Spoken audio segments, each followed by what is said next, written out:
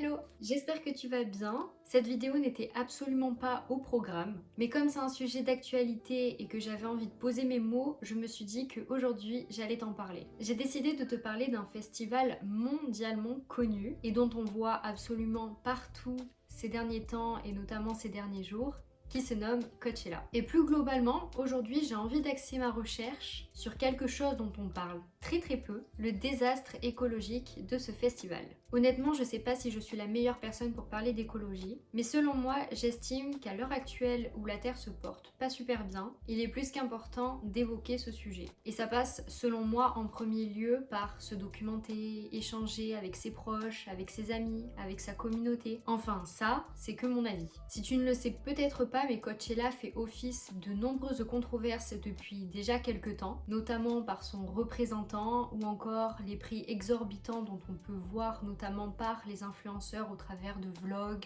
Mais aujourd'hui, j'ai pas du tout envie de parler de tout ça, car d'autres personnes le font très bien. Je tiens à préciser que cette vidéo est une analyse, c'est-à-dire que je vais poser un constat. Il ne s'agit pas du tout d'une vidéo critique ou accusatrice envers les influenceurs, envers les personnes qui promeut cet univers qui est Coachella. Il s'agit seulement de dénoncer, de mettre en avant ce côté-là du prisme dont on parle très peu, dont on voit très peu sur les réseaux sociaux. Comme d'habitude, tu retrouves la timeline en barre d'infos mais également sur la vidéo, donc n'hésite pas à t'y référencer. Et on commence avec cette vidéo, Coachella, un désastre écologique. L'histoire de Coachella. Coachella, c'est un festival de musique qui a été créé par Paul Tollett en 1999. Paul Tollett, c'est un promoteur de musique américaine et il est également à la direction de Golden Voice. Ce festival de musique se déroule dans la ville de Indio, non loin de Los Angeles en Californie. Donc chaque année, durant 6 jours non consécutifs, un week-end de 3 jours puis un week-end de 3 jours, se déroule le festival de musique. Et c'est généralement sur le mois d'avril. À ce jour, Coachella est un des plus grands festivals des États-Unis et on peut même parler du monde. Et cela passe notamment par la diversité musicale ou encore des installations d'art contemporain qui sont mis en avant lors de ce festival. Et on peut également parler du côté médiatique de celui-ci. Et en parlant de diversité musicale, on y retrouve de la musique électronique, du hip-hop, du rock alternatif et tant d'autres styles. Et si on dit que Coachella est l'un des festivals les plus prisés du monde, c'est notamment par le nombre de places vendues. En 1999, on comptait 25 000 places vendues, tandis qu'en 2018, on parle de plus de 200 000 places vendues. Sans compter les diverses personnalités invitées par les marques ou par leur agence pour en faire la promotion sur les réseaux sociaux. On peut dire qu'au fil du temps, Coachella n'est plus seulement un festival de musique, on peut dire que c'est une vitrine dans laquelle on y voit les dernières tendances mode portées par les influenceurs. Mais cette vitrine, qui est les réseaux sociaux, fait-elle l'apogée du désastre écologique que représente Coachella? Derrière la vitrine de Coachella, se rendre à Coachella, l'impact carbone. Comme je te l'ai dit, Coachella se déroule sur 2 week-ends de 3 jours. Ce qui veut dire que la plupart des personnes ont leur billet d'entrée pour ces 3 jours. Sachant que Coachella se situe dans la ville de Indio, à 2 heures en voiture de Los Angeles. Et j'imagine que tu t'en doutes, mais il n'y a pas d'autre moyen de transport pour s'y rendre que la voiture. Enfin, il y a tout de même le Bermuda Dunes Airport, avec mon super accent anglais, qui accueille les jets privés des stars, des artistes, et qui se situe à 6 km du festival. Rien que ça. On est d'accord que c'est pas forcément glorieux de se vanter de ce type d'installation à l'heure actuelle. Sans compter que la plupart des personnes se rendant à Coachella viennent du monde entier et donc prennent forcément l'avion pour s'y rendre. D'où l'impact écologique énorme. Par ailleurs, une étude sur l'impact environnementaux des festivals de musique en parle. C'est celle de Powerful Thinking publiée en 2015. Cette étude démontre que plus des 2/3 des émissions de moyenne de carbone produites dans les festivals de musique proviennent des déplacements des participants, et sans compter les artistes et le personnel. Et si je peux me permettre de déballer les chiffres, on compte 13% pour l'énergie qui est utilisée dans les festivals de musique, mais également 7% pour les déchets causés. Mais reparlons de la voiture. Seul moyen de transport pour les allées et venues des participants. En 2016, on comptait plus de 36 502 véhicules mobilisés pour le festival de Coachella, qui par ailleurs n'est pas forcément un usage personnel, car dans le chiffre, on introduit également les déplacements en taxi ou encore dans des voitures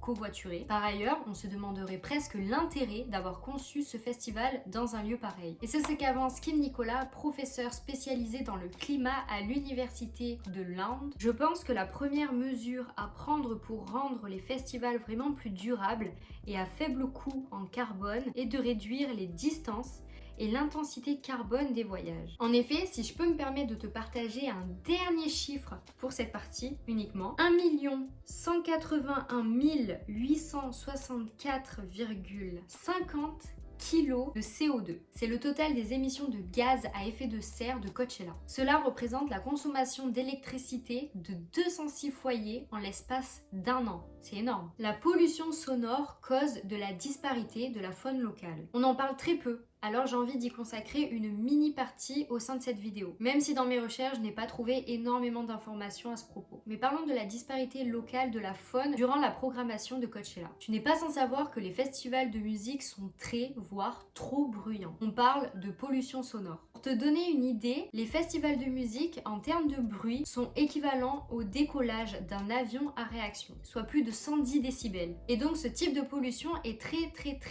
dangereuse pour les écosystèmes locaux, car cela pousse les animaux à fuir le terrain et à modifier leur comportement, et notamment leur développement. Par exemple, concernant les oiseaux dans la vallée de Coachella, ceux-ci, pour se faire entendre par les leurs, ont besoin d'appeler beaucoup plus fort, beaucoup plus longtemps pour se faire entendre. Et sans parler du plastique en provenance du festival ingurgité par ces animaux, et donc pénalisant également cette faune locale. Coachella, des tonnes de déchets, 107 tonnes de déchets, non seulement 20% de ces déchets sont recyclés. C'est alarmant, non? Surtout lorsqu'on se renseigne en profondeur et qu'on voit sur le site officiel de Coachella une charte sur le développement durable. Enfin, je ne sais pas s'il y a une loi mondiale portée sur cet objectif de réduire l'impact écologique au sein des festivals de musique, mais si c'est pas encore le cas, c'est vraiment urgent de la créer. On peut par ailleurs lire sur leur site internet: ne laissez aucune bouteille, canette ou gobelet derrière vous. Les participants à Coachella sur le site principal et dans les campings échangent leurs bouteilles, canettes et gobelets contre des améliorations, des marchandises exclusives, des expériences de festival, des bons de restauration, de l'eau fraîche et bien plus encore. Bon, on va dire que dans l'ensemble, ça peut être une bonne action, dans la mesure où on peut parler de green nudge, c'est-à-dire de récompenser le participant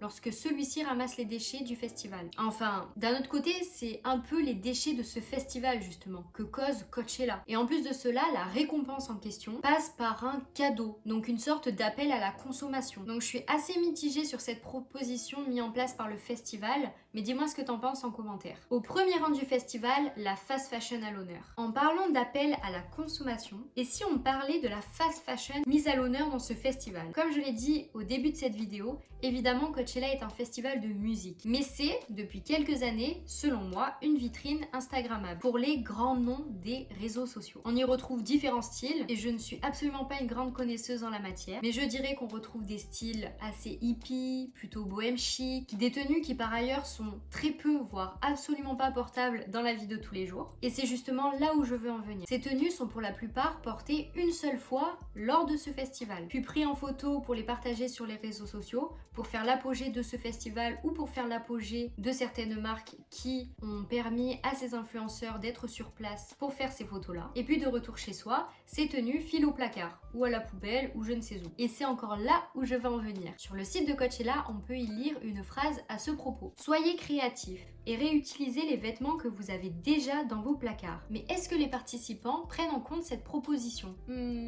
Pas sûr. En réalité, je pense pas vraiment. Surtout lorsqu'on peut retrouver sur Instagram ou encore sur TikTok des vidéos courtes Get Ready With Me spécial Coachella, dans lesquelles on peut voir tous les jours différentes tenues, différentes coiffures, différents maquillages montrés par les influenceurs et de quoi promouvoir la fast fashion. Non? Le défi vert pour Coachella. Comme je te l'ai dit en amont, sur le site de Coachella, tu peux retrouver une catégorie développement durable. Tout en haut de celle-ci, et la première phrase que tu peux y lire, c'est: pour notre planète, un engagement à être un agent de changement et à créer un festival qui laisse un impact positif sur notre foyer désertique et au-delà. La phrase est plutôt accrochante, je dois l'avouer. Plus bas, on retrouve 8 sous-catégories. Qu'est-ce qui est pour la planète? Notre part, ta part, les émissions, l'eau, les déchets, les engagements et les partenaires pour le développement durable. Je t'invite à découvrir ce qui est dit dans chacune de ces sous-parties. Par ailleurs, on peut y lire qu'ils ont créé en 2018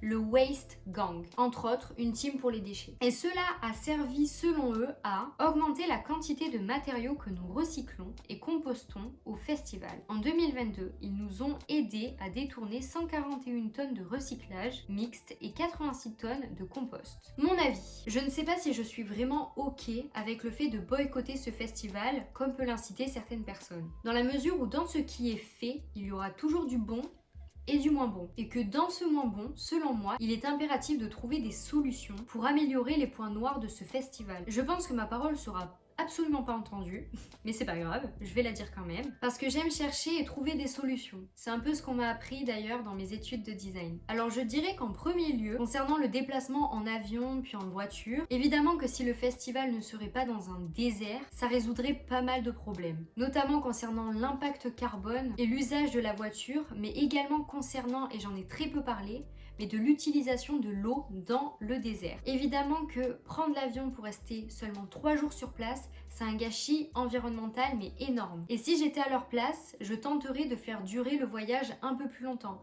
histoire de rembourser mon impact carbone. J'adore les fringues et j'adore le style de Coachella. Et moi aussi, comme les influenceurs, je voudrais être au top du top pour ce festival. Donc je les comprends aussi un petit peu. Mais d'un autre côté, je tenterai de faire de mon mieux concernant ma tenue. Par exemple, j'essaierai de la trouver en seconde main. Ou encore de customiser une tenue ultra simple dans mon armoire en y ajoutant voilà des petites choses qui me rappellent un peu ce côté bohème chic que j'aime beaucoup dans ce festival. Ou tout simplement, si j'ai les moyens et si j'ai l'envie, de louer une tenue si c'est possible dans un magasin, histoire de la garder seulement quelques jours pour le voyage et puis de la ramener après. Comme ça, je n'ai pas acheté de tenue et en plus de ça, elle n'est pas dans ma garde-robe à mourir toute seule dans un coin. Bref, tout ça pour dire que je ne remets absolument pas la cause sur les influenceurs qui décide de se rendre au festival de Coachella. Car je ne sais tout simplement pas comment moi j'aurais réagi si j'étais à leur place. Je dis seulement qu'à notre échelle, on peut faire de notre mieux pour limiter les impacts environnementaux de ce festival. Et puis je pense que ça commence par en parler sur les réseaux sociaux, comme je le fais un peu actuellement. Lors de mes recherches, je n'ai rien trouvé concernant Coachella et l'environnement. Enfin, hormis les articles de certains médias, sur les réseaux sociaux, dans par exemple certains vlogs où on voit un influenceur nous emmenant à Coachella, dans le concert, dans le festival, etc. Du moins dans ceux que j'ai regardés, à aucun moment j'ai pu voir la personne, l'influenceur en question, parler de l'impact environnemental de cet événement. Et honnêtement, je trouve que c'est assez dommage. Car tu peux être invité par une marque, par ton agence, mais tu peux tout autant donner ton avis sur le festival, sur l'impact qu'il cause. Enfin, ça c'est que mon avis après tout. Je pense en avoir terminé avec cette vidéo. J'espère qu'elle t'a plu. N'hésite pas à me le faire savoir en commentaire. En ce moment, j'aime énormément faire des recherches sur un sujet et t'en parler en vidéo. Donc dis-moi en commentaire si tu aimes ce genre de format. Comme je te l'ai dit, à la base, cette vidéo n'était absolument pas prévue dans mon planning de vidéo. Je devais faire une FAQ, donc n'hésite surtout pas à activer la cloche pour retrouver cette vidéo dans 2 semaines. Et puis moi, je te laisse ici. Je te dis à vendredi dans 2 semaines. Je te fais de très très gros bisous. Prends soin de toi et à très vite. Salut!